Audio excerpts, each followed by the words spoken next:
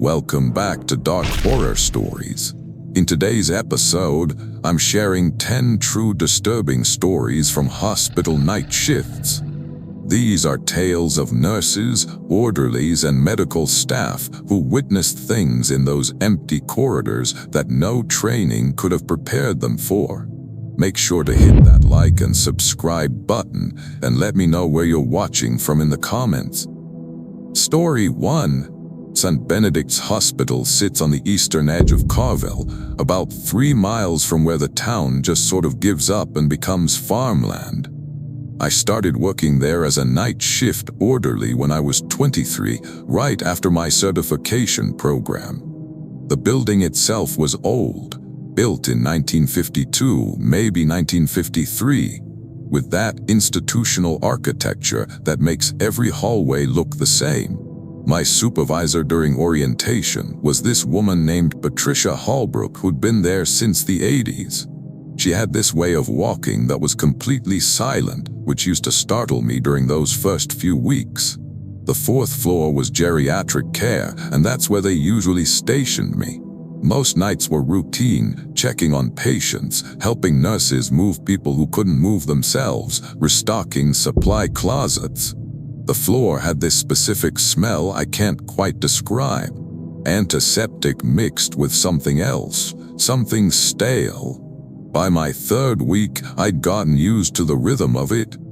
Quiet hallways, fluorescent lights humming, the occasional call button lighting up at the nurse's station. I was restocking the linen closet near room 412 when I first heard it. This was maybe 2 months into the job. I think it was a Thursday, but it might have been a Wednesday. The sound was faint at first, like someone dragging something heavy across linoleum, but with this wet quality to it. I stopped folding the sheets and listened. It was coming from down the hall, past the nurse's station, toward the west wing where we kept patients who needed more intensive monitoring. I told myself it was probably just the ancient plumbing. The building made sounds constantly, pipes knocking, the heating system groaning, old wood settling, but this sound had a rhythm to it. Drag, pause, each one lasting about 3 seconds. I stepped out of the closet and looked down the hallway. The lights at the far end were dimmer than usual. Or maybe that was just my imagination. Nobody else was visible. The nurse's station was empty because Diane Kowalski had gone downstairs to get something from the pharmacy. I started walking toward the sound because that's what you do, right? You investigate. You don't just ignore something like that. My shoes squeaked on the floor. These cheap white sneakers I'd bought specifically for work because they were slip-resistant. The squeaking seemed too loud. I passed room 416, where Mr. Valentin was sleeping, his oxygen machine doing that rhythmic hiss-click thing, past 418. The sound was getting clearer now, and I realized it was coming from the day room at the end of the hall. The day room was this space with a few chairs, a TV that never worked properly, and windows that looked out over the parking lot. During the day, some of the more mobile patients would sit there and watch whatever was on. At night, we kept it dark to avoid disturbing people. The door was half open, which was wrong because I specifically remembered closing it during my last round.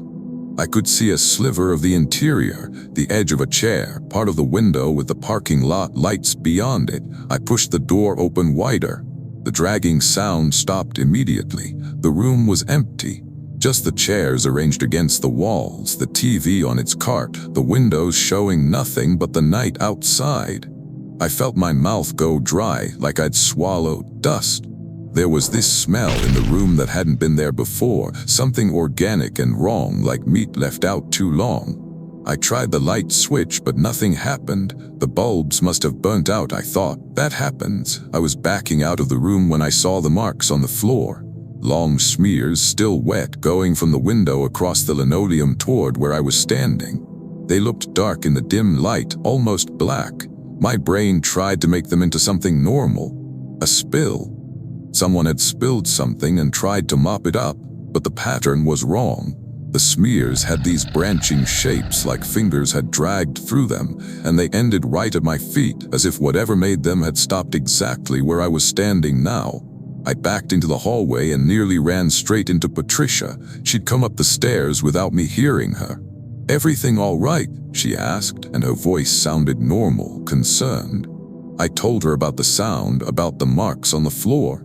She walked past me into the day room, flipped the light switch, and the lights came on immediately. The floor was completely clean, not a mark anywhere. "Old building," she said, looking at me with this expression I couldn't quite read. "Plays tricks sometimes. You look tired. Why don't you take your break early?"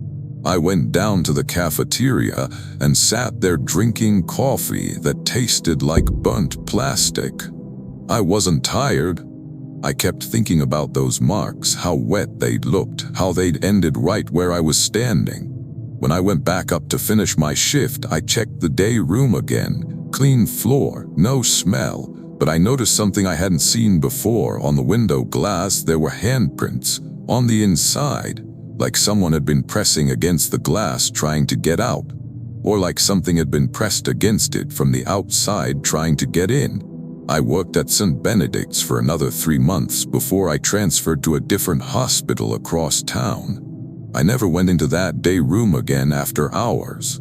Sometimes I'd see Patricia at the nurse's station late at night, just standing there in the dim light, perfectly still, and I'd wonder what she'd seen during all those years working the 4th floor. But I never asked. Some things you just don't talk about. Years later, I was having lunch with another former orderly from St. Benedict's, and the day room came up in conversation. He got quiet for a moment, then told me he'd always avoided that area after midnight. Said the janitor had found drag marks there a few times over the years, always at night, always disappearing by morning. Nobody ever figured out what caused them. I thought about mentioning the handprints on the glass, but I didn't.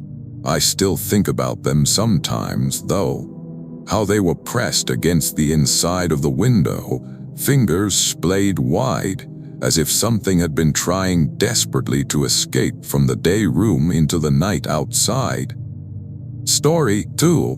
Mercy General sits right in the middle of downtown Harrington, this sprawling complex that's been added onto so many times the layout makes no sense. I started working there as a night nurse when I was 27. This was back in 2018, I think, or maybe early 2019. The basement level was where they kept medical records, some storage, and the old morgue that they didn't use anymore. They de-built a newer one on the ground floor, but the basement one was still down there, locked up. I'd never had reason to go down there until they asked me to retrieve some archived patient files one night in October. The elevator to the basement was this ancient thing that shuddered and groaned the whole way down. The doors opened onto a hallway that was colder than it should have been. They must have kept the climate control too high down there to preserve the records. The fluorescent lights flickered in this irregular pattern that made shadows jump. I had the file numbers written on a post-it note, and the record supervisor had told me the archives were in room B17, down the main corridor and to the left. I walked past room after room of storage, my footsteps echoing in a way that made the hallway sound longer than it was. The walls were that old institutional green, paint peeling in places. Some of the rooms had windows in their doors, and I could see filing cabinets, boxes stacked to the ceiling, old equipment covered in dust sheets. The air smelled like paper and something else, something chemical and stale. Room B was right where she said it would be, and I unlocked it with the key they'd given me. Inside were rows of filing cabinets with dates labeled on them. I found the files I needed pretty quickly, 3 patient records from 1987 that the legal department needed for some case. I was sliding the drawer shut when I heard it, a voice. Distant and muffled, but definitely a voice. It sounded like it was coming from deeper in the basement, past the archives. I stepped back into the hallway and listened. Nothing. Maybe I'd imagined it. I was about to head back to the elevator when I heard it again, clearer this time. Someone was crying, a woman's voice, sobbing in this broken, desperate way that made my stomach tighten. My first thought was that someone had gotten locked in one of the storage rooms. Happened sometimes, doors that latch from the outside, someone doing inventory and getting trapped. I followed the sound down the corridor past B17 toward the section I'd been told was mostly unused. The sobbing got louder as I walked, echoing off the concrete walls. I passed rooms B19, B20, B21. At B23 the sound stopped, just cut off completely like someone had closed a door. I stood in front of B23's door and tried the handle. Locked. Through the small window, I could see it was empty except for some old gurneys pushed against the walls. That's when I smelled it, that same chemical smell from before, but stronger now, mixed with something metallic. I turned around and realized I was standing right in front of the old morgue. The door was slightly ajar, not much, maybe an inch, but enough that I could see darkness beyond it. The smell was coming from inside. I tried to remember if the records supervisor had said anything about the morgue. I didn't think so. Wasn't it supposed to be locked? I should have gone back to the elevator right then. Should have called security and let them check it out. But part of me thought maybe someone really was in trouble. Maybe that crying I'd heard was someone who'd wandered down here and gotten hurt. I pushed the door open wider. It swung inward without making a sound, which seemed wrong for a door that old. The morgue was smaller than I expected, maybe 20 feet across, with old refrigeration units built into one wall. The units had these heavy metal doors with handles, the kind you have to pull hard to open. Most of them hung open, revealing empty interior compartments lined with stainless steel. In the center of the room was a single examination table, and on the table was something covered with a sheet. The sheet was moving, not like wind was blowing it. There was no air circulation in that room. It was moving like something underneath it was breathing, rising and falling in a slow, steady rhythm. I watched it for maybe 10 seconds, my hand still on the door, my brain trying to make sense of what I was seeing. The shape under the sheet was person-sized, but the morgue hadn't been used in years. Nobody should have been down here. I took a step backward and my shoe scraped against the concrete floor. The breathing stopped. The sheet went completely still. I froze, watching that shape, waiting for it to move again. It didn't. For maybe 30 seconds, nothing happened. Then the sheet started to slide off the table. Not like someone was pulling it off, like it was sliding on its own, slowly revealing what was underneath. I saw a shoulder first, pale skin, almost gray in the dim light, then an arm hanging off the edge of the table, fingers curled slightly inward. The sheet kept sliding and I could see more now, a torso, ribs visible through thin skin, another arm. The face was still covered. The sheet caught for a moment on the head, then continued sliding down. I wasn't breathing, I couldn't move. I just watched as the sheet fell away completely and I saw what was on that table. It was looking at me. Eyes open, focused directly on where I stood in the doorway. The face was gaunt, skin stretched tight over bone, mouth slightly open, but those eyes were alive, not dead, not glassy, alive and aware and looking right at me. The lips moved, forming words I couldn't hear, or maybe I did hear them and I just don't remember.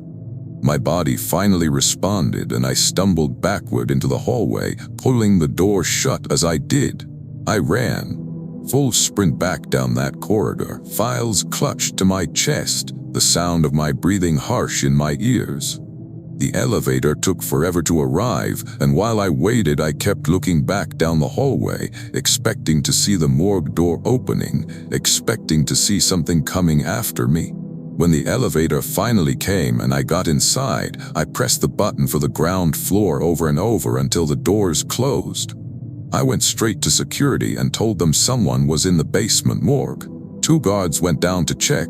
They came back 20 minutes later saying they'd found nothing. Empty room, all the refrigeration units open and empty, no sheet, no table even. They said there was no examination table in that morgue, that it had been removed years ago when they decommissioned the space. I showed them my badge logs proving I'd gone down there, described exactly what I'd seen. They were polite but clearly thought I'd made a mistake, gotten disoriented in the basement.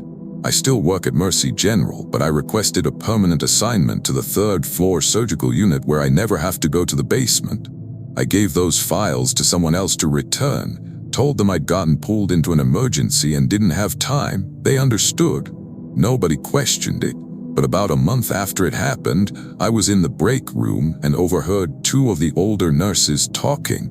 One of them mentioned the basement morgue, said that back in the 90s, a patient had gone missing from the ICU and they'd found her 3 days later in the old morgue, lying on the examination table. She'd been dead for at least 2 days by then. They never figured out how she got down there or who moved her.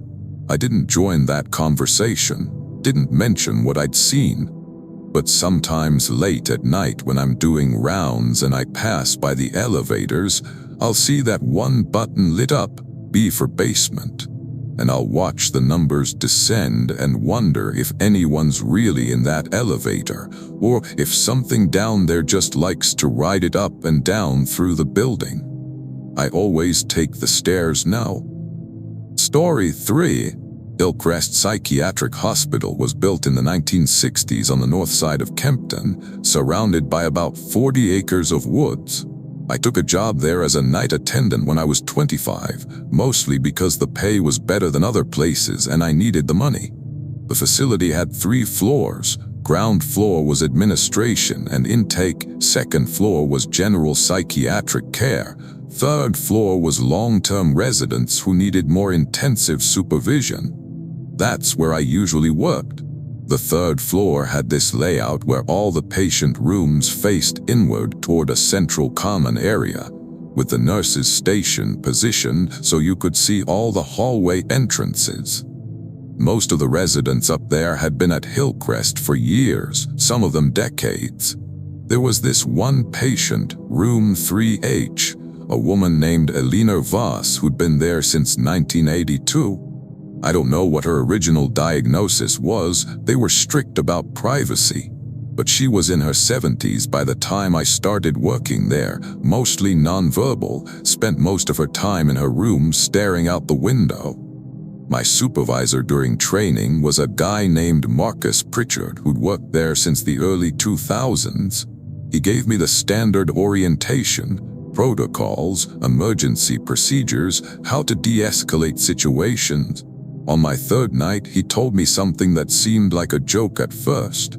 He said if I ever heard singing on the 3rd floor after midnight, I should note which direction it was coming from and call him immediately. Don't investigate it myself, he said, just call. I asked him what he meant by singing. He looked at me with this expression that wasn't quite serious but wasn't quite joking either.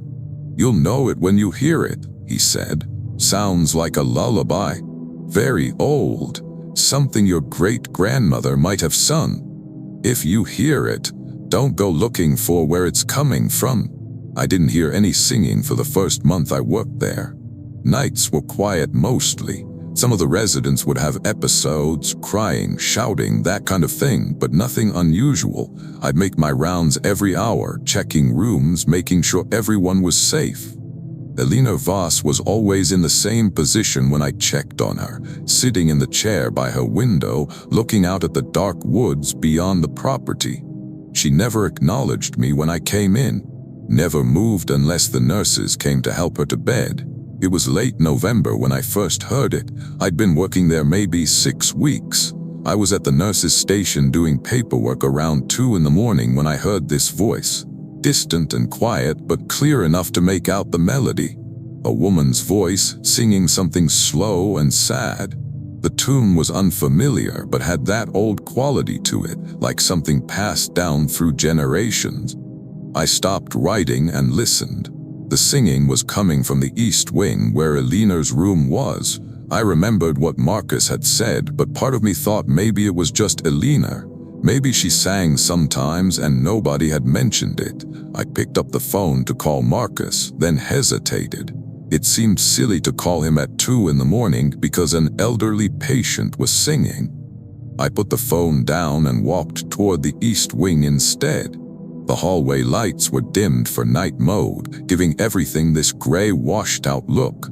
I passed rooms 3A through 3G, all of them quiet. The singing got clearer as I approached Elena's room. It was definitely coming from 3H. I looked through the small window in her door. Elena was in her chair by the window, same position as always, silhouetted against the faint light coming from outside. Her mouth wasn't moving. She wasn't singing. But I could still hear the voice, clearer now, coming from inside that room. I opened the door slowly. The singing stopped immediately. Elena didn't move, didn't turn around. The room was cold, much colder than the hallway, and I could see my breath misting in front of me. I stepped inside, leaving the door open behind me.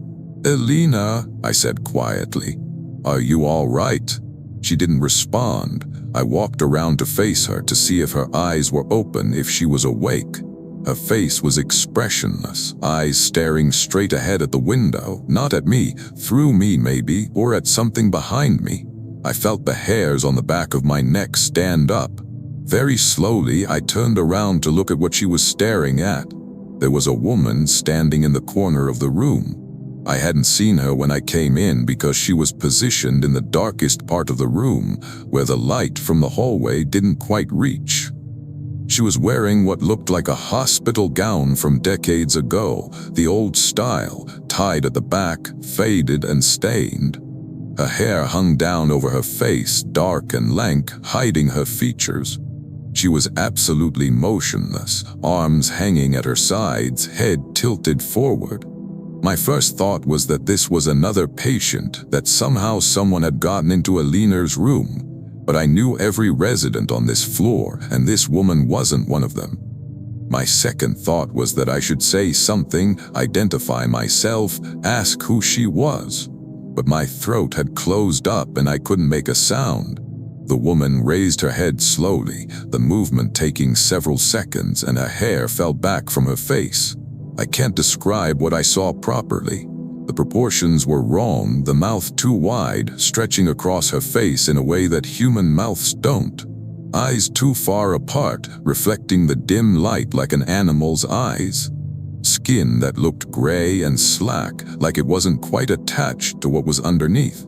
She smiled at me, and I saw that her teeth went back too far, row after row of them disappearing into the darkness of her throat. Then she started singing again. The same lullaby I'd heard before, but wrong. The pitch was off, the melody distorted, like a recording played at the wrong speed. The sound seemed to come from everywhere at once, filling the room, pressing against my eardrums. Elena remained completely still in her chair, staring forward. The woman in the corner took a step toward me, and I saw that her movements were jerky, unnatural, like she was being pulled forward by invisible strings. I ran. I don't remember making the decision to run. My body just moved, carrying me out of that room and down the hallway toward the nurse's station. Behind me, I could hear the door to 3H slamming shut with a sound that echoed through the entire floor. I grabbed the phone and called Marcus, my hands shaking so badly I could barely dial. He answered on the second ring, already sounding awake. "You heard it?" he asked before I could say anything. I told him what I'd seen. He was quiet for a long moment, then said he'd be there in 15 minutes. He told me to stay at the nurse's station, don't go back to that wing, and for God's sake, don't check on Elena until he got there. I sat at that station for what felt like hours, but was probably only 10 minutes, watching the hallway to the east wing, expecting to see that woman emerge from Elena's room and come walking toward me with those jerking movements. Marcus arrived with another attendant named Sophie Brennan. The three of us went back to room 3H together. Marcus opened the door slowly, shining a flashlight inside. Elena was still in her chair, still staring forward. The room was empty otherwise, no woman in the corner, no evidence anyone else had been there. The temperature was normal now, no more cold. Marcus checked the room thoroughly while Sophie and I helped Elena into bed. She never acknowledged any of us, never indicated she knew we were there. Later in the break room, Marcus told me that the singing had been reported periodically for years, always between midnight and 3 a.m., always from the East Wing. He said that back in the 80s, a patient named Catherine Weir had been in room 3H before Elena. Catherine used to sing that lullaby, Marcus said. She'd sing it constantly, day and night, until other patients complained. One night she'd attacked a nurse, and during the altercation she died. Something about her heart, a pre-existing condition nobody had caught. That was 1985, he said. 2 years before Elena was moved into that room, I asked him if anyone had seen what I'd seen. He looked at Sophie and she nodded slightly. A few people over the years, Marcus said. Most of them don't work here anymore. The ones who stay learn not to investigate the singing. We just call it in, note it in the logs, and wait for it to stop on its own. I kept working at Hillcrest for another year before I transferred to a different facility. I never investigated the singing again when I heard it, and I did hear it maybe a dozen more times during that year. I'd call Marcus, note the time and location, and wait. Sometimes I'd see Elena during the day, and I'd wonder what she saw when she stared out that window, if she could see Catherine Weir standing in the woods, watching the building, watching her room. I still have the logbook entries I made those nights. Short notes: 2:15 a.m., singing reported East Wing, room 3H, there in a box somewhere in my garage. Sometimes I think about throwing them away, but I never do.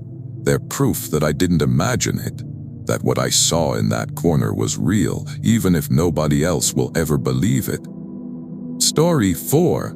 Oakmont Memorial Hospital was this mid-sized facility about 20 minutes outside of Bridgewater, built in the early 2000s with all these windows and natural light features that were supposed to make it feel less depressing. I started working there as an ER nurse right after I graduated when I was 24. This was summer of 2016, maybe 2017. The ER was ground floor, but there was this network of tunnels underneath the hospital connecting different buildings: the main facility, the outpatient center, the maintenance wing. They used the tunnels to transport supplies, equipment, sometimes patients on gurneys when the weather was bad. I'd been through the tunnels a few times during the day, usually to grab equipment from Central Supply. They were well lit, clean, nothing creepy about them. Just concrete corridors with painted lines on the floor showing which direction led where. But I'd never been down there at night until they asked me to retrieve a medication cart that had been left in the outpatient center during shift change. This was around 1 in the morning, maybe a little later. The ER was unusually quiet, just a couple people in beds sleeping off minor issues. I took the elevator down to the tunnel level and stepped out into the main corridor. The lighting was different at night, dimmer, with longer stretches of shadow between the overhead fixtures. My footsteps echoed in a way they didn't during the day, bouncing off the concrete walls. The air down there had this stale, recycled quality, like it had been circulating through the same vents for hours. The outpatient center was about a 5-minute walk through the tunnels, following the blue line painted on the floor. I'd made it maybe halfway when I heard the sound behind me. Footsteps. The same rhythm as mine, but slightly offset, like someone walking in time with me but a half-second delayed. I stopped walking and the other footsteps stopped too, not immediately, but after that half-second delay, I turned around. The corridor behind me was empty, stretching back toward the elevator. The lighting created these pools of illumination separated by darkness, and I couldn't see all the way to the end. I told myself it was just an echo, sound carrying strangely in the tunnels. I started walking again, faster now. The footsteps behind me resumed. Same rhythm, same delayed timing. I stopped again and called out, "Hello, is someone there?" My voice sounded flat in the tunnel, absorbed by the concrete instead of echoing the way my footsteps had. No response, no movement in the shadows behind me. I waited maybe 30 seconds listening, nothing. I continued walking toward the outpatient center, trying to ignore the sound behind me, but it was getting harder to dismiss. The footsteps were growing louder, like whoever was following me was getting closer. The blue line led me to a junction where 3 tunnels intersected. The outpatient center was straight ahead, maybe another minute of walking. To my left was the tunnel leading to maintenance. To my right was the old section of the hospital, the original building from the 70s that they'd incorporated into the new design. That tunnel was blocked by a chain across the entrance and a sign that said, "Authorized personnel, only structural assessment in progress."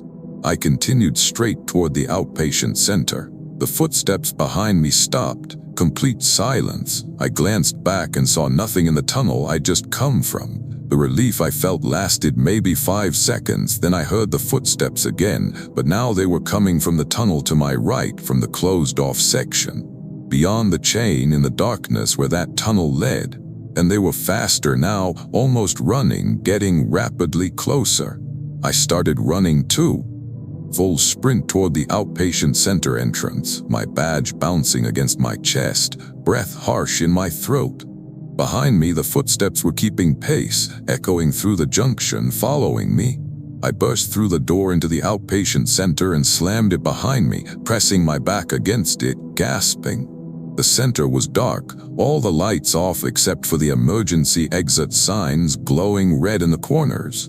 The medication cart was right where they'd said it would be, near the reception desk. I grabbed it and turned back toward the door I'd just come through. Through the small window in the door, I could see the tunnel beyond. Empty, no one there, no footsteps. I stood there for maybe a full minute, watching, waiting to see if anyone would appear. Nothing moved. The tunnel was silent. I opened the door slowly and peered out. The corridor was exactly as I'd left it, empty, dimly lit, quiet. I started pushing the medication cart back toward the main hospital, moving as quickly as I could while keeping the cart steady. When I passed the junction, I didn't look down the closed-off tunnel to my right. I kept my eyes forward, focused on following the blue line back, but I could feel something watching me from that darkened corridor. Could sense attention focused on the back of my head. The footsteps didn't follow me this time. I made it back to the elevator without incident, got the cart upstairs, and tried to forget about it. I told myself it was just acoustics, maybe maintenance working late in the closed section, sound carrying through the tunnels in strange ways. But 2 weeks later, I was talking to one of the facility's managers, this older guy named Robert Chen who'd worked at Oakmont since it opened. I mentioned the tunnels, said something casual about them being creepy at night. He got this look on his face, like he was deciding whether to tell me something. Finally, he said that the old section, the 70s building, was supposed to have been demolished years ago, but they'd kept the lower level as storage and utility access. About 5 years back, a maintenance worker had gone into that section to check on some pipes and never came back. They found him 3 days later sitting in one of the old examination rooms, completely unresponsive. He'd died of dehydration even though there were water fountains throughout that section.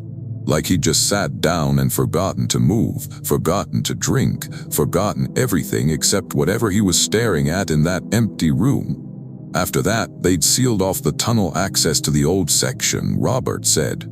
Put the chain up, restricted entry to authorized personnel only.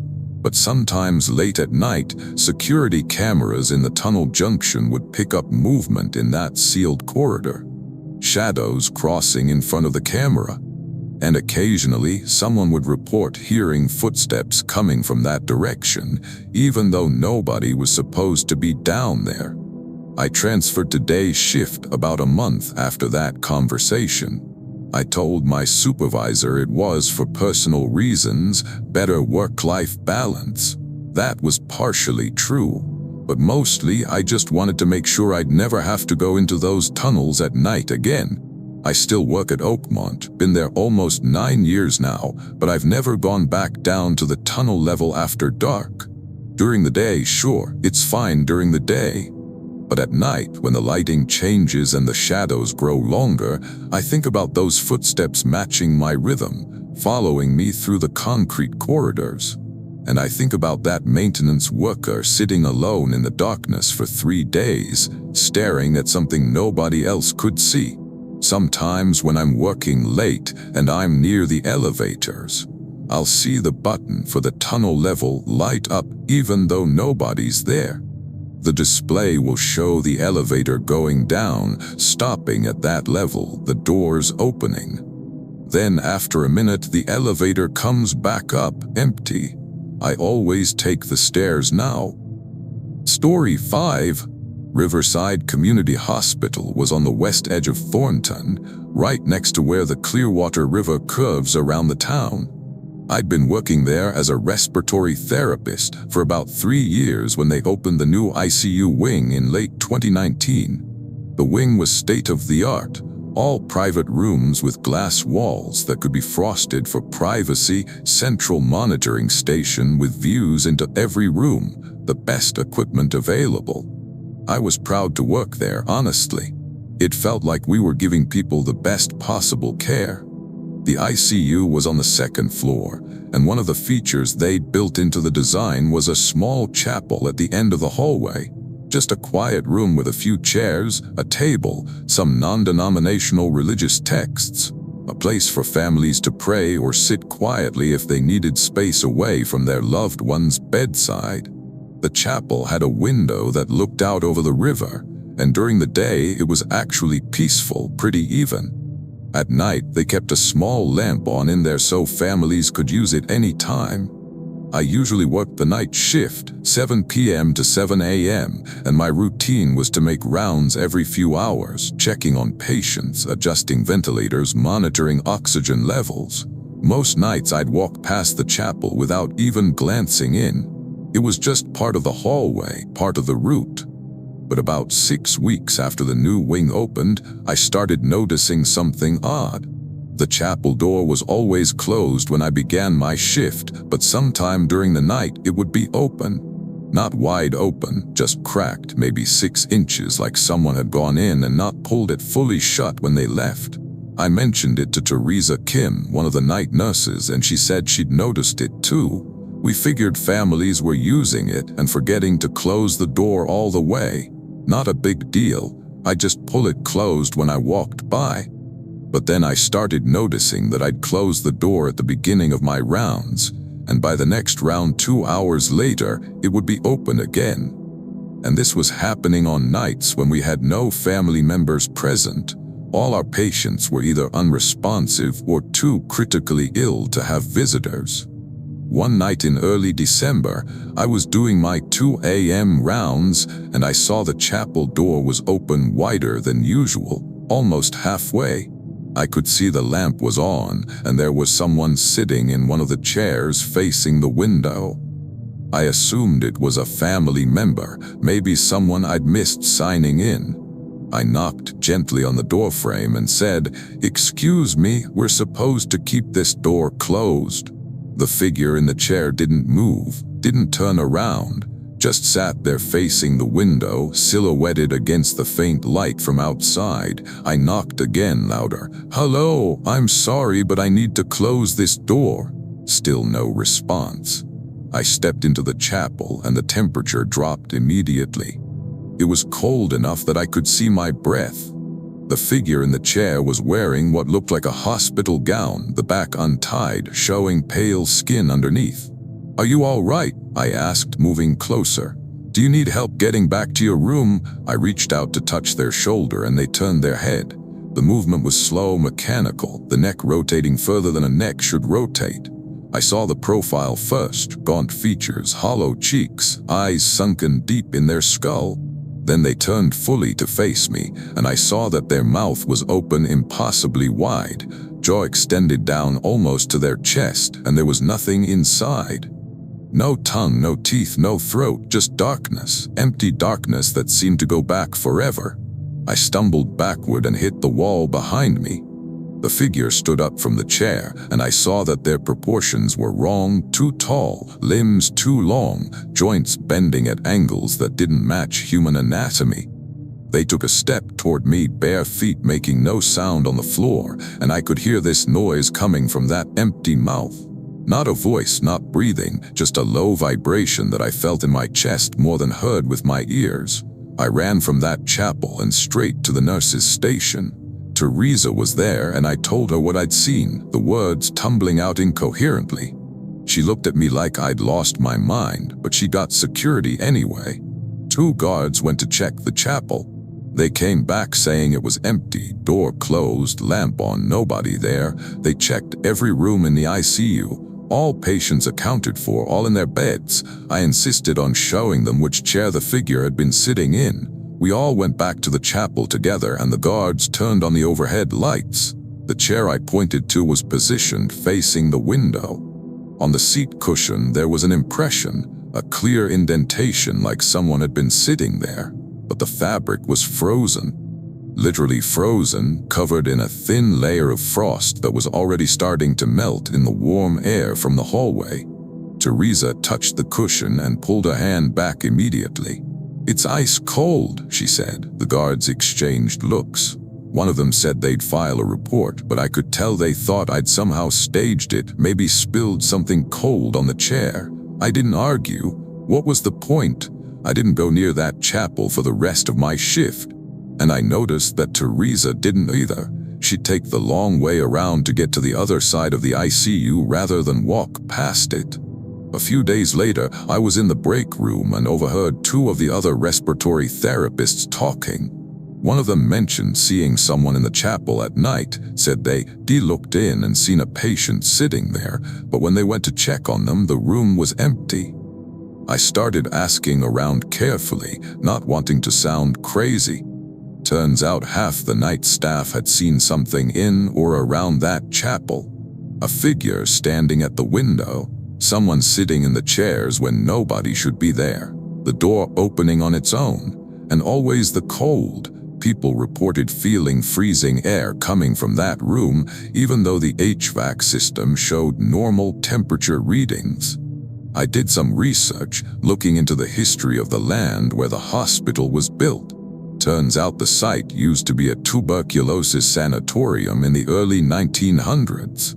It burned down in 1923, and 17 patients died in the fire, most of them from smoke inhalation, trapped on the upper floors. The new hospital wing was built almost exactly where the sanatorium's chapel had been located. I found an old photograph from 1920 showing the sanatorium chapel. It had a window in the same position as our chapel's window, looking out over the same curve of the river. I still work at Riverside, but I requested a transfer to the main building about a year after all this happened. I told them I wanted to cross-train in a different department, broaden my skills. That was true enough. But really, I just couldn't keep walking past that chapel every night, couldn't keep wondering if the door would be open, if I'd see that figure sitting in the chair again. Other people still work the ICU night shift. I wonder if they see it too, or if they've learned to just ignore it, close the door and keep walking. I wonder if it's still sitting there at 2 a.m., staring out the window at the river, waiting for something, waiting for someone. Last month I was visiting a friend who was a patient in the new wing, and I walked past the chapel during the day. The door was open and I glanced in without thinking. There was frost on the window glass, just a thin layer melting in the sunlight. The room was empty, but on the floor in front of the window, there were footprints, bare footprints in the condensation on the linoleum, leading from the chair to the window and back again, over and over, like someone had been pacing there all night. Story 6. St. Catherine's Regional Medical Center was this massive facility on the south side of Parkland, serving most of the rural communities in a 50-mile radius. I started there as a pharmacy technician when I was 26, working the night shift because it paid more and I needed the money to finish paying off my student loans. The pharmacy was on the ground floor, but we had a small satellite station up on the 5th floor for quick medication dispensing during emergencies. That station was mostly automated. just a locked room with a medication dispensing system and a small desk for documentation. My supervisor, a pharmacist named Daniel Ortega, showed me how to access the 5th floor station during my training. He mentioned that the 5th floor was the oldest part of the hospital, built in the 60s, and they were planning to renovate it eventually, but for now it was still in use. General medicine, mostly stable patients who needed monitoring but weren't critical. He also mentioned, almost as an afterthought, that the 5th floor station was in a section of the building that didn't have cameras. Something about the old wiring not being compatible with the new security system. They were supposed to fix it, but hadn't gotten around to it yet. I didn't need to use the 5th floor station for the first month I worked there. Everything we needed could be handled from the main pharmacy. But one night in February, I think it was February, definitely winter because there was snow on the ground, a nurse called down asking for an emergency medication delivery to 5 West. The patient needed it immediately, and it would take too long to send a runner from the main pharmacy. I told her I'd bring it up using the satellite station. The elevator ride to the 5th floor took longer than it should have. Old elevator, slow mechanism. The doors opened onto a hallway that was dimmer than the floors below. They must have been using lower wattage bulbs to save energy. The 5th floor had that smell old hospitals have, that mix of antiseptic and something musty underneath. I followed the signs to the satellite pharmacy station, which was tucked away in a corner of the floor, down a short corridor that dead-ended at the station door. I unlocked the station and went inside to prepare the medication. The room was small, maybe 8 by 10 feet, with the dispensing machine taking up most of one wall and the desk and computer on the other. No windows, just fluorescent lights overhead and the hum of the machine processing my access code. I was printing the documentation when I heard it, a voice from the hallway outside, quiet, barely audible, but definitely there. Someone was talking. I opened the door and looked out. The corridor was empty. The voice continued, and I realized it was coming from further down the hall, back toward the main part of the floor. It sounded like a woman talking to someone, words too muffled to make out. I figured it was a nurse with a patient and went back to finishing the documentation, but the voice didn't stop. It continued in this steady murmur, rising and falling but never quite loud enough to understand. I stepped back out into the corridor and followed the sound. It led me past the satellite station, around a corner, into a section of the 5th floor I hadn't been in before. The hallway here was even dimmer, with several of the ceiling lights burned out. The walls were that old green institutional paint, scuffed and peeling in places. The voice was louder now, definitely a woman speaking in what sounded like a one-sided conversation. I could hear her saying, "Yes, and I understand, and of course," but I couldn't hear anyone responding. The voice was coming from a room at the end of the hallway, door slightly ajar, light spilling out into the corridor. I approached slowly, calling out, "Hello, is everything okay?" The voice stopped immediately. Complete silence. I pushed the door open wider and looked inside. It was a patient room, but it was empty, the bed stripped down to the mattress, no equipment, no personal items, just bare walls and empty space. But the lights were on and the room was freezing cold, much colder than the hallway. I was backing away from the room when I heard the voice again, right behind me, so close I could feel breath on the back of my neck. "I understand," it said clearly. I spun around and there was no one there. The hallway was empty. My heart was hammering in my chest, and I could hear my own breathing harsh and panicked. I walked quickly back toward the satellite station, not quite running but close to it. The voice followed me, staying just behind me, speaking in that same steady murmur. "Yes, of course, I understand." I grabbed the medication from the station and practically ran to 5 West to deliver it to the nurse. She looked at me strangely. I must have looked terrified, but she didn't ask questions, just thanked me and signed the documentation. I went straight back to the elevator, and the entire ride down to the ground floor, I could still hear that voice in my head. I understand, of course, yes. Back in the main pharmacy, I told Daniel what had happened. He was quiet for a long moment, then asked me to describe exactly where I'd heard the voice. I described the location, the hallway past the satellite station, the room at the end with the lights on. He nodded slowly. "That's 5K, he said. "That room's been empty for about 8 years. They keep it locked because there's mold damage they haven't fixed. Are you sure the door was open?" I told him I was sure. I'd looked inside, seen the empty room, felt the cold air. He pulled up something on his computer, some kind of facilities management system, and showed me the status for room 5K. According to the system, the room was sealed, door locked, power shut off, scheduled for remediation that had been delayed repeatedly due to budget constraints. The lights should not have been on. The door should not have been open. Daniel called security and asked them to check room 5K. They called back 20 minutes later, confirming the door was locked. Room was dark, no sign anyone had been inside. I started to doubt myself, wonder if I'd gotten confused about which room I'd looked into. But I knew what I'd seen. The lights had been on, the door had been open, and I'd heard that voice, clear as anything, speaking right behind me. Over the next few weeks, I asked some of the nurses about the 5th floor, carefully, not wanting to sound insane. A few of them mentioned that 5K had a reputation. Patients in nearby rooms would sometimes complain about hearing talking from that room at night, even though it was always empty and locked. One nurse told me that back in the early 2000s, a patient had been in 5K for weeks recovering from surgery. She'd been fine, stable, recovering well. Then one night the nurses found her sitting up in bed having what looked like a conversation with someone, even though she was alone in the room. She was speaking clearly, lucidly, responding to questions nobody else could hear. They thought maybe she was having some kind of psychiatric episode, but all her vitals were normal. Then she just stopped breathing.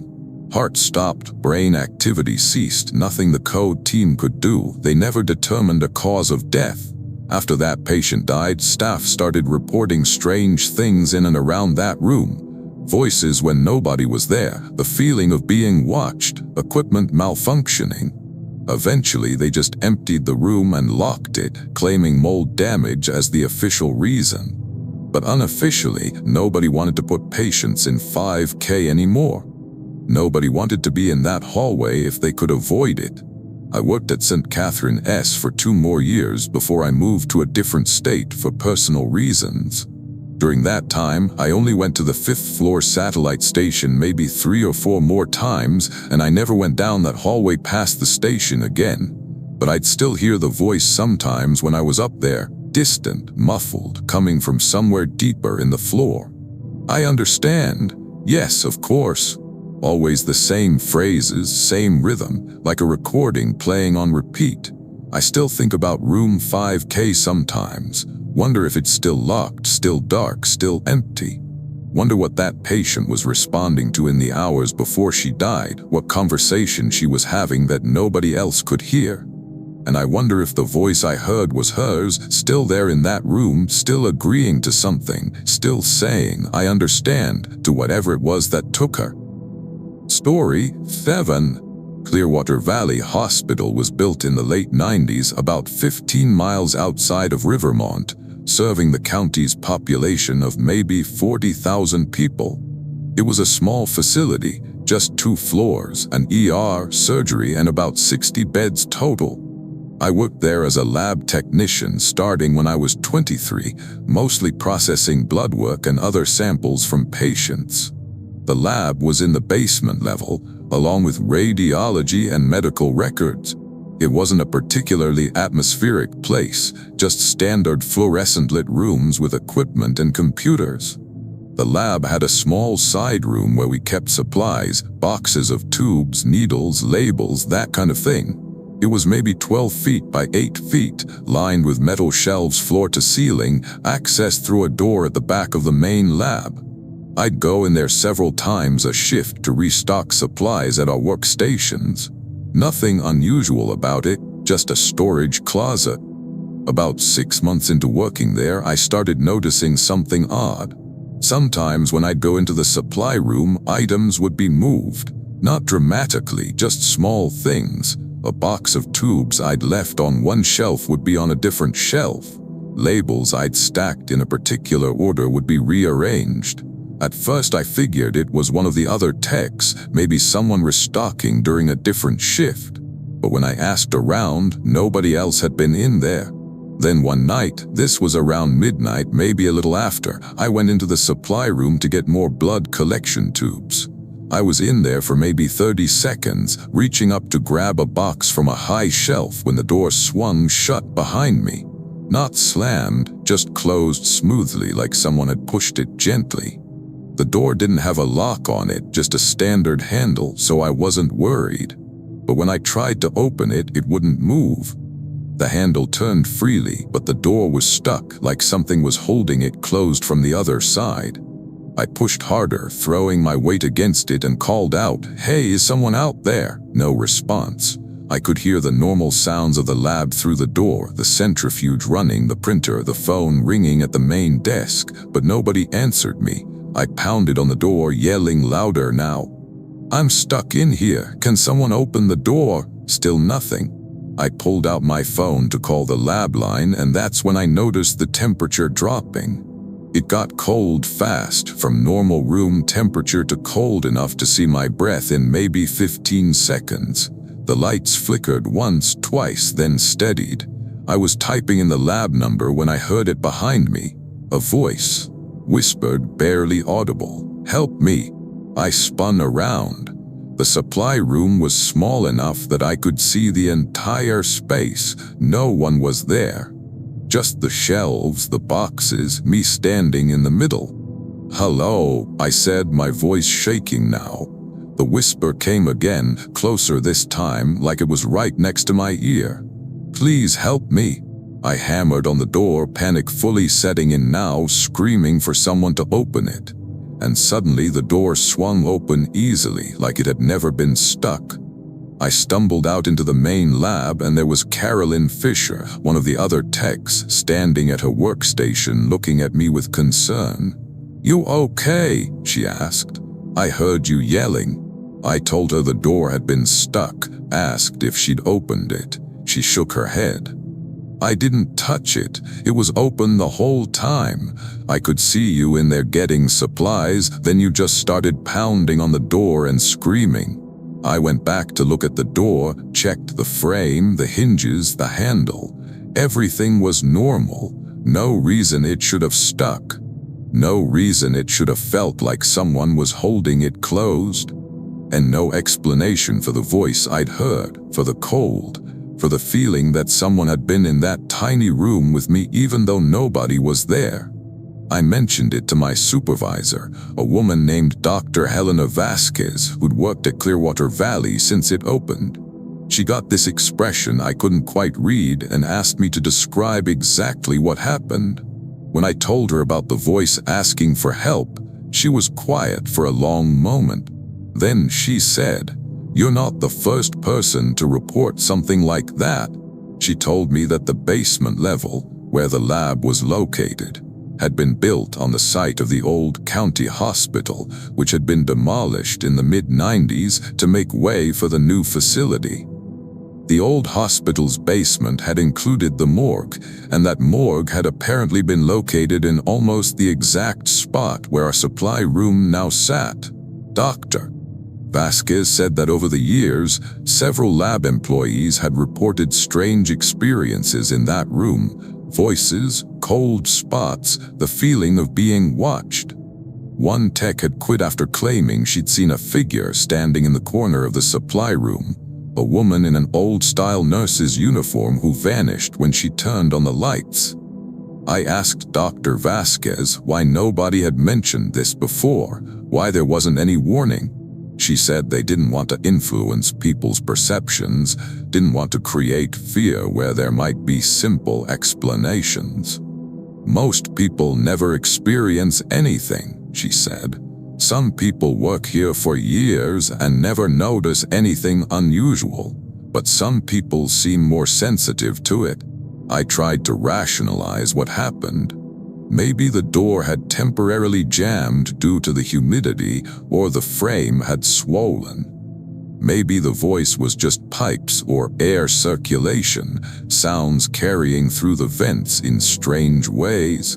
Maybe the cold was from standing directly under an AC vent I hadn't noticed, but none of those explanations felt right. The door had felt like someone was holding it, not like it was mechanically stuck. The voice had been too clear, too close. The cold had been too sudden. I kept working at Clearwater Valley, but I changed my routine. I'd prop the supply room door open with a box whenever I went in there. I'd always bring another person if I needed to get supplies during a quiet moment. I tried not to go in there at all during the overnight shift if I could avoid it. Other techs started doing the same thing. I'd notice them propping the door, working quickly, never staying in there longer than necessary. About a year after my experience, a new tech named James Whitmore started working nights.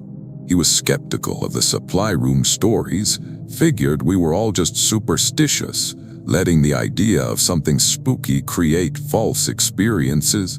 He made a point of going in there alone, not propping the door, staying longer than needed just to prove nothing would happen. For about a month, he was fine. Then one night I heard him yelling from the supply room, and when I got there, he was standing in the doorway looking pale and shaken. He wouldn't tell me exactly what happened, but he transferred to day shift the next week. And I noticed that even during day shift, he never went into that supply room alone. I left Clearwater Valley a few years ago for a position at a larger hospital closer to where my family lived. But sometimes I still think about that supply room, about the voice asking for help, about the cold and the door that wouldn't open. I wonder if it's still happening, if new employees still experience it, if anyone ever figured out who was asking for help and why, or if it's just going to keep happening year after year. Voices in the dark asking for something none of us can give them. Story 8. Glenwood Regional Hospital was on the northwest side of Ashton, a sprawling complex that had been expanded so many times the layout made no logical sense. I started working there as a unit secretary on the neurology floor when I was 25. This was 2020, right before everything shut down for the pandemic. The neurology floor was on the 3rd level, and it wrapped around in this L shape, with the nurses' station positioned at the corner where the two hallways met. My job was mostly administrative, answering phones, managing patient charts, coordinating with other departments. Night shift meant fewer calls, less chaos, more time to catch up on paperwork. The floor was usually quiet after visiting hours ended, just the sound of monitors beeping, occasional nurse call buttons, the soft voices of nurses doing rounds. It was peaceful most nights. The first time I saw her was about 3 weeks after I started. I was at the nurses' station around 3 a.m., updating some charts when movement caught my eye. A woman walked past the station, heading down the longer arm of the L-shaped hallway. She was wearing a faded floral nightgown, hospital socks with a non-slip grip on the bottom, moving slowly like someone recovering from surgery. I called out, "Ma'am, do you need help?" But she didn't respond, just kept walking toward the end of the hall. I got up to follow her, thinking she was a patient who'd gotten confused, maybe disoriented from medication. But when I checked the board, all our patients were accounted for in their rooms. I walked down the hallway in the direction she'd gone, but the corridor was empty. I checked every room. All patients were in their beds, most of them sleeping. No woman in a floral nightgown anywhere. I mentioned it to Rita Santos, the charge nurse that night, and she gave me this look. Not quite sympathetic, not quite amused. "Third floor lady," she said. "You saw the third floor lady. Congratulations." I asked her what she meant. She told me that for years, night staff had reported seeing a woman in a floral nightgown walking the halls of the neurology floor. Always the same direction, always disappearing before anyone could catch up to her. Nobody knew who she was or what she wanted, just a fixture of the night shift. I didn't believe it at first.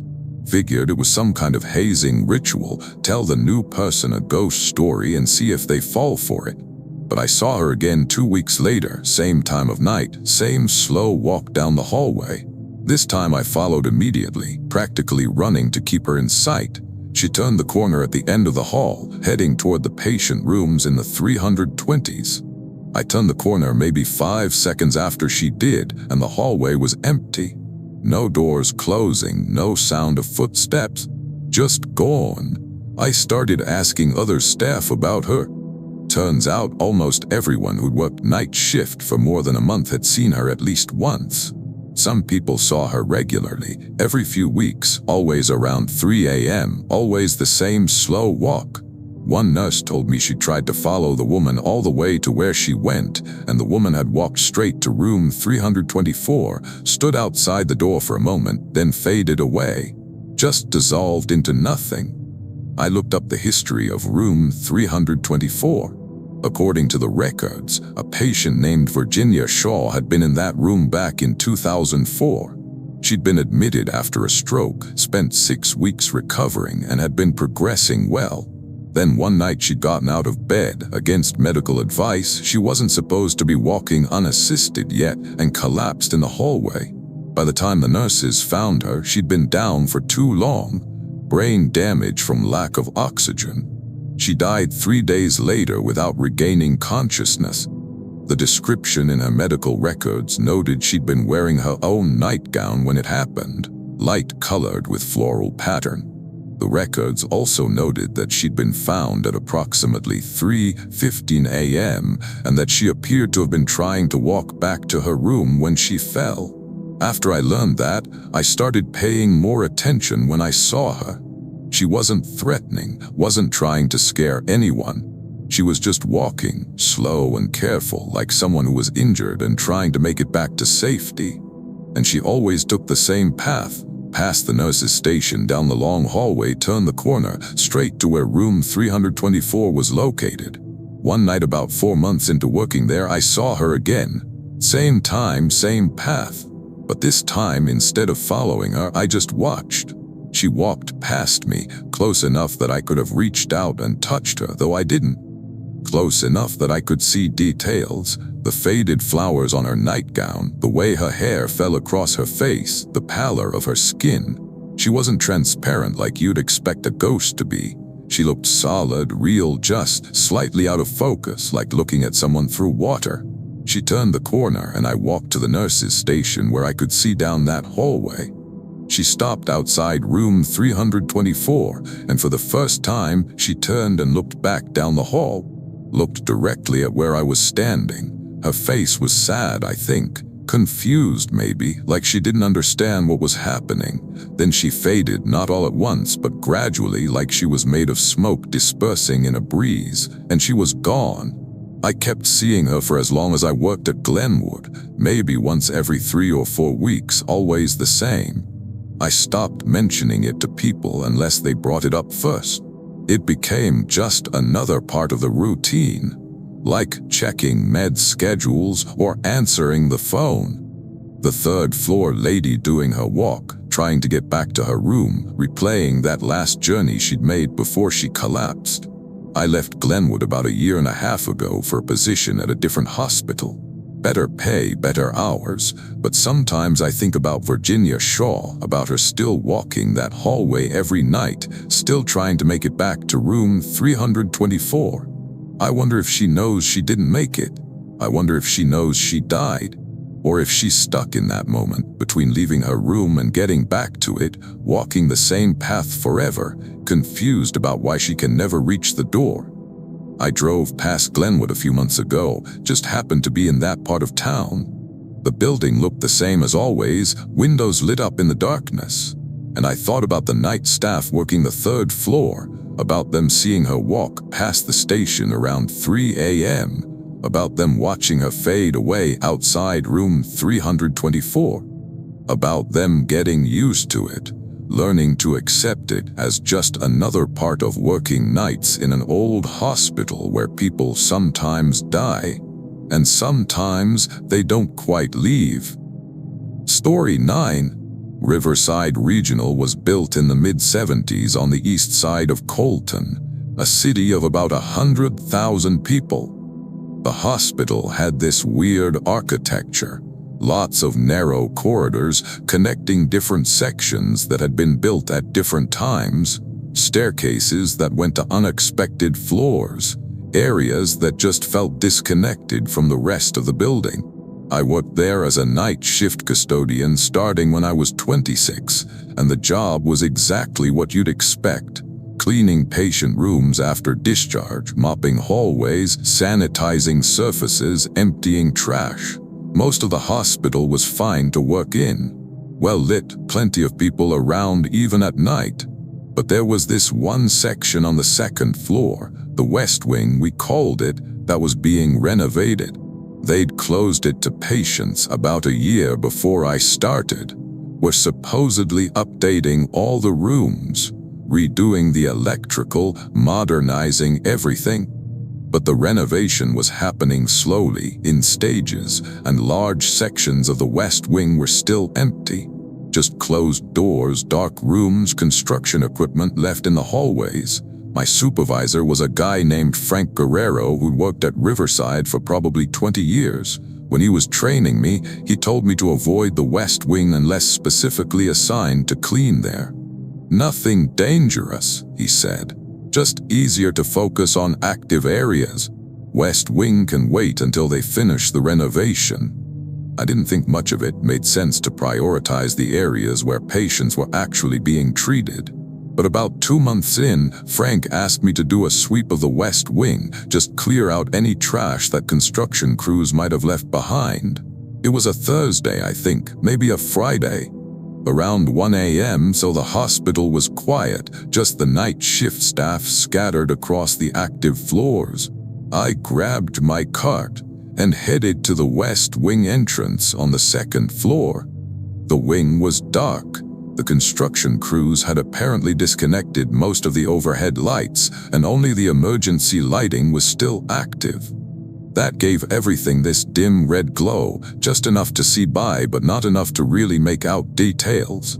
The air was stuffy, stale, like nobody had opened a window in months. My cart wheels squeaked on the tile floor, echoing down the empty corridor. I worked my way down the hallway, checking rooms, emptying the occasional trash can. Most of the rooms were completely bare, no furniture, no equipment, just empty space with exposed wiring or half-finished drywall. The whole wing felt abandoned, forgotten. I was about halfway through when I heard the sound, a voice singing, quiet and distant but clear enough to make out the melody. It sounded like a lullaby, something you'd sing to a child. I stopped pushing my cart and listened. The singing was coming from deeper in the wing, from one of the rooms I hadn't checked yet. I called out, "Hello? Is someone there?" The singing stopped immediately. Silence. I waited, listening for footsteps, for any indication someone was in the wing with me. Nothing. I continued down the hallway, moving more slowly now, paying attention. The singing started again, same melody, same quiet tone. It was coming from a room at the very end of the corridor. The last door before the hallway dead-ended at what looked like a fire exit. The door was closed, and I could see light coming from underneath it. Not the red emergency lighting, regular white light like someone had turned on the overhead fixtures. I knocked on the door. "Hello, I'm custodial staff. I need to check this room." No response. The singing continued uninterrupted. I tried the door handle. Locked. I knocked harder. "Is someone in there? You're not supposed to be in this wing." The singing grew louder, and I could hear the words now. They weren't English, or if they were too distorted to make out. The melody had changed too, become discordant, wrong, like someone singing deliberately off-key. I backed away from the door and pulled out my radio to call Frank. Before I could press the button, the light under the door went out. The singing stopped, complete darkness and silence. I stood there in the dim red emergency lighting, staring at that door, heart pounding. Very slowly, the door handle started to turn. I watched it rotate, saw the latch retract, saw the door begin to open inward. I ran, left my cleaning cart right there in the hallway and sprinted back toward the entrance to the west wing. Behind me, I heard footsteps, not running, just walking, steady and unhurried, following me down the corridor. I burst through the door into the main hospital, into the bright lights and the normal sounds of the night shift, and slammed the door behind me. Through the small window in the door, I could see the dark hallway beyond, the red glow of the emergency lights. Nothing moving. No one following. Frank found me maybe 10 minutes later, sitting on a chair in the main corridor, trying to steady my breathing. I told him what happened, the singing, the locked door, the light, the door opening, the footsteps. He listened without interrupting, then said, "Come on, let's go get your cart." We went back to the west wing together, Frank walking slightly ahead of me. The corridor was exactly as I'd left it, my cart in the middle of the hallway, rooms dark and empty. We walked to the end of the corridor to the room where I'd heard the singing. The door was closed. Frank tried the handle. It opened easily, unlocked. He flipped the light switch and nothing happened. The overhead fixtures weren't connected yet, just bare wires hanging from the ceiling. The room was empty. No furniture, no equipment, nothing to explain the light I'd seen under the door. Frank didn't say much as we retrieved my cart and finished the sweep of the west wing. But when we were done and back in the main hospital, he told me something. He said that section of the west wing used to be the pediatric ward back in the 80s. In 1987, there'd been a fire in one of the rooms, faulty wiring they thought. 2 children had died before they could evacuate them. After that, they'd moved pediatrics to a different part of the hospital and eventually closed the west wing entirely when they decided to renovate. He didn't say the room at the end of the corridor was where the fire happened. Didn't say the singing I heard was one of those children. Didn't have to, I understood. He just told me that other custodians had reported hearing things in the west wing over the years, and the unofficial policy was to avoid going there alone, especially at night. "Should have mentioned that during training," he said. "My mistake. I kept working at Riverside for another year, but I never went back to the west wing by myself.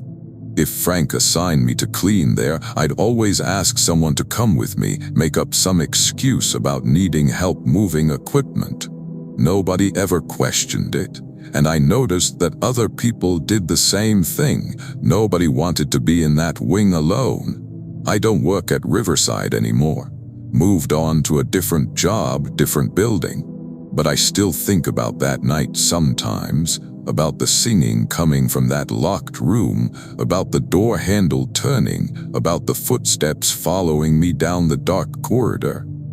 And I think about those 2 children who died in the fire, and I wonder if one of them is still there, still singing in the dark, waiting for someone to hear them." Story 10. Memorial Regional Hospital was on the south edge of Brookfield, built in the late 80s with additions made in the early 2000s. I worked there as a phlebotomist on the night shift, drawing blood from patients for early morning lab work. The shift started at 10 p.m. and went until 6 a.m., and most of my time was spent pushing a cart through the hallways, going room to room, trying not to wake people up too much while I collected samples. The hospital had 6 floors, and I usually worked from the top down, start on 6, work my way to ground level by morning. The 6th floor was cardiac care, and it was always busy, always staffed, always well lit. No problems there. But there was one section of the 6th floor that was different, a hallway that branched off from the main cardiac wing, leading to what used to be private suites for VIP patients. The hospital had stopped using those rooms a few years before I started, supposedly because they were renovating them into something else. But the renovation never seemed to happen. The hallway just sat there, empty, doors closed, lights dimmed. I never had reason to go down that hallway. All my patients were in the active cardiac wing. but I'd walk past the entrance to it several times a night on my way to the elevators. It was just part of the route. I'd glance down that corridor sometimes, see the dim lighting, the closed doors, the stillness. Nothing remarkable about it.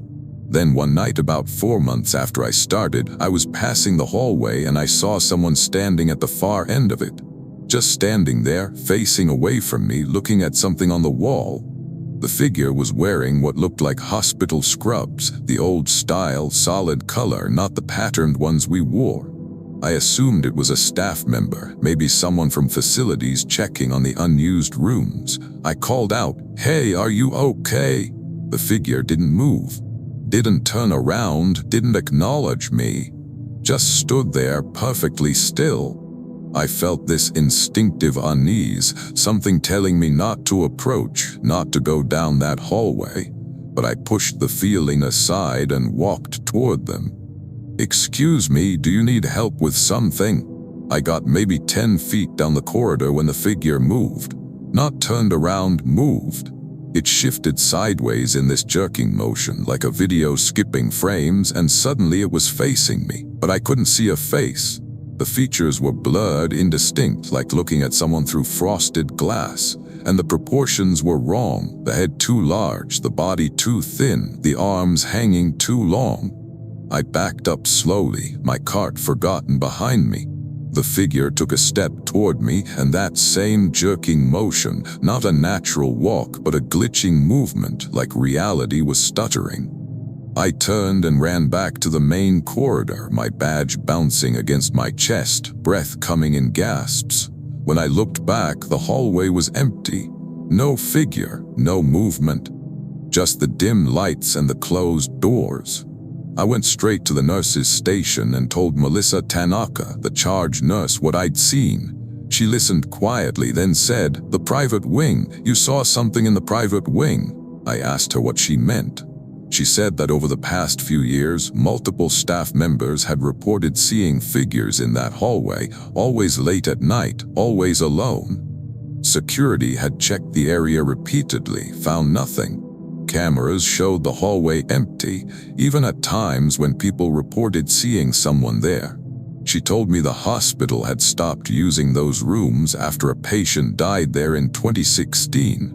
The patient had been recovering from cardiac surgery, supposedly doing well.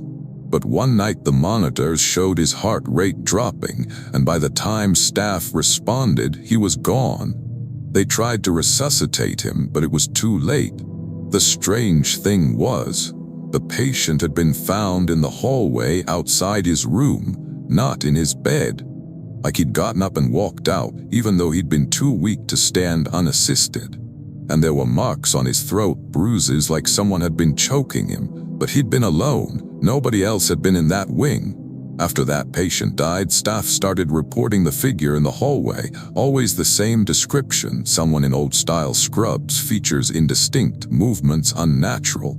Security investigated, found nothing. Eventually, they just closed the wing, said they were planning renovations, but the sightings continued. I avoided that hallway for the rest of my time at Memorial, took a different route to the elevators, even if it meant walking further.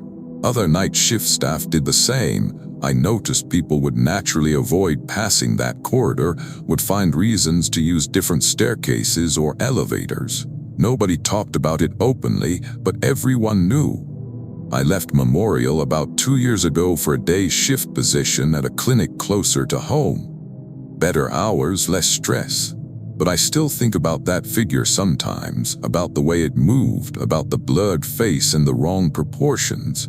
And I think about that patient who died, found in the hallway with bruises on his throat, alone in a locked wing where nobody else should have been. A few months ago, I ran into Melissa at a grocery store. We chatted about our current jobs, how things had changed since I left Memorial. Then she mentioned, almost casually, that they'd finally started the renovation of the private wing. They'd been in there clearing out the old furniture and equipment, but the construction crew refused to work night shifts in that area. Said they kept hearing footsteps, seeing shadows, feeling like they were being watched. The renovation was behind schedule because they could only get people to work there during the day.